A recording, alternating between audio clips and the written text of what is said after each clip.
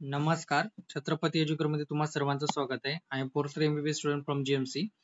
या व्हिडिओमध्ये आपण BVSC च्या रिजन डी बद्दल माहिती घेणार आहोत. रिजन डी बद्दल थोडक्यात माहिती घेणार आहोत. त्याचा कट ऑफ काय असू शकतो एक्सपेक्टेड, त्याचं सीट मॅट्रिक्स, त्याच्यानंतर जे आहे रिजन डी साठी स्पेशली किती सीट आहेत, त्याच्यानंतर जर बघायचं झालं तर यावर्षी किती सीट आले त्या रिजनसाठी कॅटेगरी वाईज हे टोटल बद्दल माहिती घेणार आहोत. तर जर चॅनलवर नवीन असेल तर चॅनलला सबस्क्राईब करा. आमच्या चॅनलवर महाराष्ट्रातली MBBS, BMS, BHMS सगळ्यांची काउन्सिलिंग बद्दल व्यवस्थित माहिती पुरवली जाते. तशी सेंट्रलची MCC आणि वेटरनरी काउन्सिलिंग ऑफ इंडिया या दोन्ही पण बद्दल काउन्सिलिंग बद्दल माहिती पुरवली जाते. हा जो व्हिडिओ आहे थोडा लांब होणार आहे, पण हा व्हिडिओ खूप युजफुल आहे रिजन डी च्या विद्यार्थ्यांसाठी. त्याच्यामुळे जर रिजन डी चा विद्यार्थी असेल तर त्यांनी कदाचित स्किप करू नका. खूप महत्वाचा व्हिडिओ आहे. हे बघा, चला आपण सुरू करूया व्हिडिओ बद्दल. या व्हिडिओमध्ये रिजन डी मध्ये घेणार आहेत दोन कॉलेज. यामध्ये दोन कॉलेज येतं. तर रिजन डी मध्ये दोन कोणते कॉलेज आहेत? College of veterinary and animal science Udgir, Parbhani आहे, आणि college of veterinary and animal science Udgir, असे दोन कॉलेज येतं. तर आपण थोडक्यात माहिती घेऊया. College of veterinary and animal science जे आहे याच्यामध्ये टोटल 80 सीट आहेत. त्याच्यापैकी जे आहे की नाही 68 सीट या महाराष्ट्रात थ्रू फिल केल्या जातात, आणि त्याच्यानंतर जे आहे उरलेल्या 12 सीट जे आहे की नाही वेटरनरी काउन्सिलिंग ऑफ इंडिया म्हणजे सेंट्रल काउन्सिलिंग थ्रू फिल केल्या जातात. आता या 68 ज्या सीट्स आहेत ना त्याचं दोन डिव्हिजन होतं.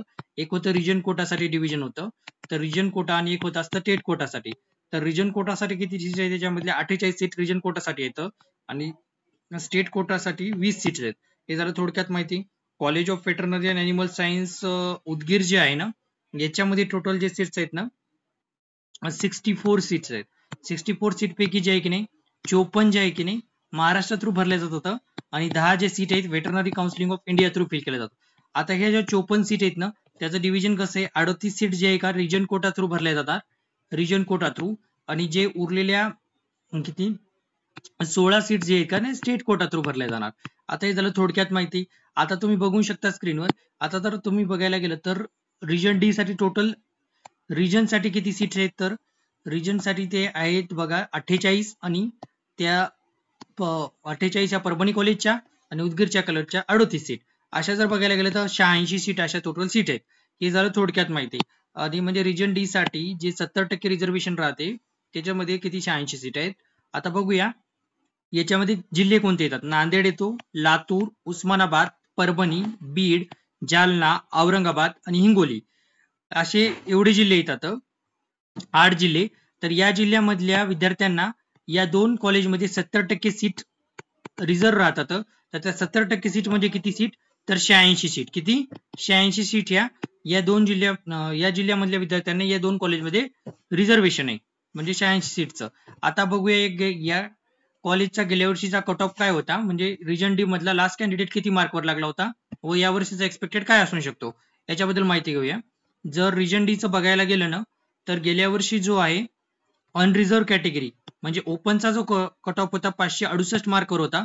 त्याच्यानंतर जी SC कॅटेगरी आहे ना, SC कॅटेगरीचा जो कट ऑफ आहे, एक मिनिट, SC कॅटेगरीचा जो कट ऑफ आहे 468 होता. ST कॅटेगरी जो कट ऑफ आहे त्याचा होता 306. त्याच्यानंतर जर बघायचं गेलं तर OBC कॅटेगरीचा 498, आणि जर बघायला झालं तर NTB कॅटेगरीचा 519, आणि चला तर त्याच्यानंतर जर बघायचं झालं तर NTD कॅटेगरीचा 535, NTC कॅटेगरीचा 563, आणि जर त्याच्यानंतर जर बघायला झालं तर आणि त्याच्यानंतर SCBC कॅटेगरीचा 561. हा जो आहे तो कट ऑफ होता गेल्या वर्षीचा. आपण थोडक्यात त्याच्याबद्दल माहिती घेतली. आज हे ना याचे 2 राऊंड होतात. एक आहे रिजन कोट्याचे 2 राऊंड होतात, आणि 2 जे आहे ते स्टेट कोट्याचे राऊंड होतात. आणि त्याच्यानंतर जे काही सीट उरल्या त्या थर्ड राऊंड थ्रू फिल केल्या जातात. कशा? थर्ड राऊंड थ्रू, म्हणजे असा याचा कट ऑफ डिसाइड केला जातो. आता थर्ड राऊंड थ्रू हे तिसरा राऊंड होतो. आता जर थोडक्यात जर सांगायचं झालं तर याचा कट ऑफ गेल्या वर्षीपेक्षा चांगलाच खाली जाणार. तरी पण तुम्ही रफली पकडून चला, जर तुमची कॅटेगरी ओबीसी, SCBC, आणि जर काय म्हणतात NT कॅटेगरी, त्याच्यानंतर ओपन कॅटेगरी जर येत असेल, आणि जर तुम्हाला 350 प्लस मार्क येत असतील तर तुम्ही या रिजन मध्ये तुम्ही काउन्सिलिंग करायला पाहिजे. तुम्हाला कॉलेज भेटून जाईल शेवटच्या राऊंड पर्यंत. 350 प्लस जर मार्क येत असतील तर ट्राय करायला काही हरकत नाही, म्हणजे 70 ते 80% तर भेटून जाईल.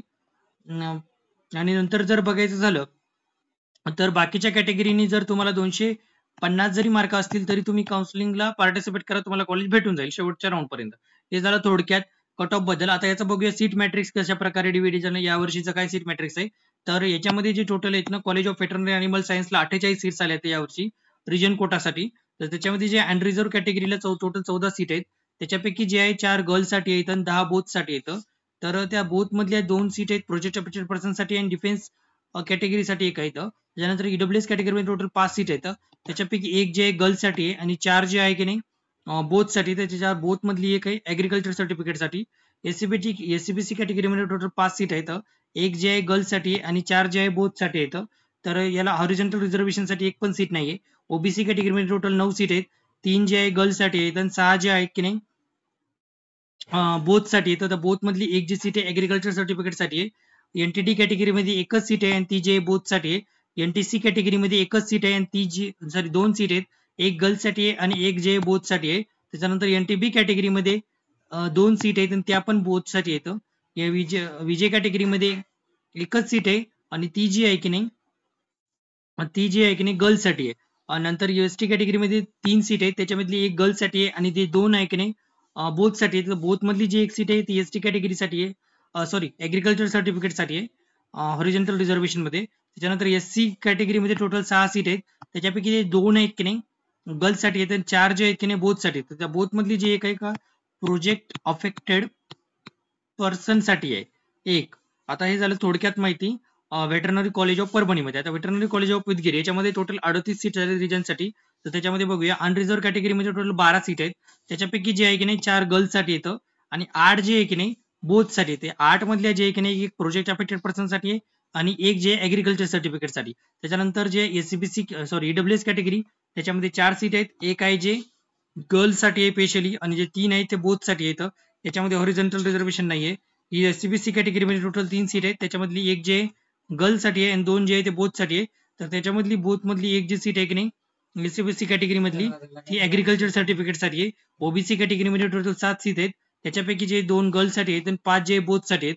बोथ मधली जी एक आहे का डिफेन्स सर्टिफिकेटसाठी एक आहे आणि एक जे आहे की नाही फ्रीडम फायटरसाठी आहे, फ्रीडम फायटर हॉरिझॉन्टल रिझर्वेशन मध्ये. एनटीटी कॅटेगरीमध्ये एकच सीट आहे आणि ती जे स्पेशली गर्ल्ससाठी आहे, म्हणजे एनटीटी कॅटेगरीचा चांगलाच बेनिफिट होणार आहे रीजन डी मधल्या. एनटीसी कॅटेगरीमध्ये आहे की नाही एकच सीट आहे आणि ती पण बोथसाठी आहे आणि एनटीबी कॅटेगरीसाठी सीटच नाहीये. विजय कॅटेगरीमध्ये 2 सीट आहेत आणि त्या 2 बोथसाठी आहेत.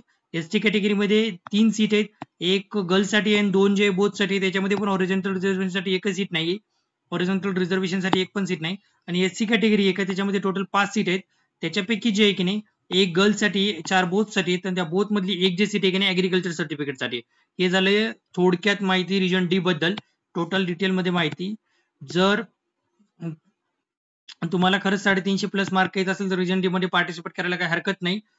आणि तसंच बाकीच्या कॅटेगरीसाठी 250. मी थोडक्यात बोललोच होतो थोड्या वेळापूर्वी. जर चॅनलवर नवीन असेल तर चॅनलला सबस्क्राईब करा आणि व्हिडिओ आवडल्यास व्हिडिओला लाईक व चॅनलला सबस्क्राईब करा.